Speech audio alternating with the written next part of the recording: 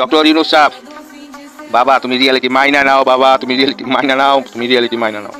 12টা তোমার বাইজা গেছে, 12টা তোমার বাইজা গেছে। তুমি রিয়েলিটি মাইনা নাও। তুমি যে চুরি বাটপারি করছো সবাই এখন জেনে ফেলছে, এবং তুমি যে সমস্ত কিছু নাটক সবাই জেনে ফেলছে। তো সময় থাকতে বাংলাদেশ ছেড়ে পালো বাবা, বাংলাদেশ ছেড়ে পালো। হ্যাঁ, তোমার এই বিটিভি মার্কা চ্যানেলগুলিতে বাতাবি লেবুর আগে বাম্পার ফলন হইতো, এখন তাও হয় না। এখন খালি আশ্বাসের বাণী দিয়া সবাই তোমাদেরকে এখন খেলে। বাবারা শুনো, ওরা তোমাদেরকে ব্যবহার করবে, কিন্তু কাম করার পরে বকশিস কিন্তু দিবে না। তাই সময় থাকতে বাবু চলে যাও, ঠিক আছে?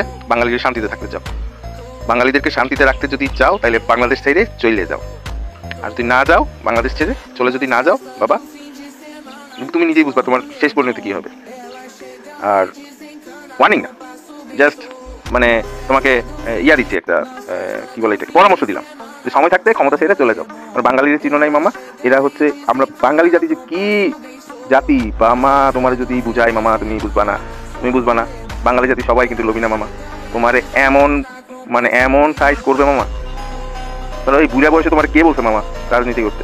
তুমি যাও মামা, তোমার দেশ আমেরিকা, আমেরিকা তুমি 60 সাল থেকে আমেরিকার ভক্ত, আমেরিকা চলে যাও।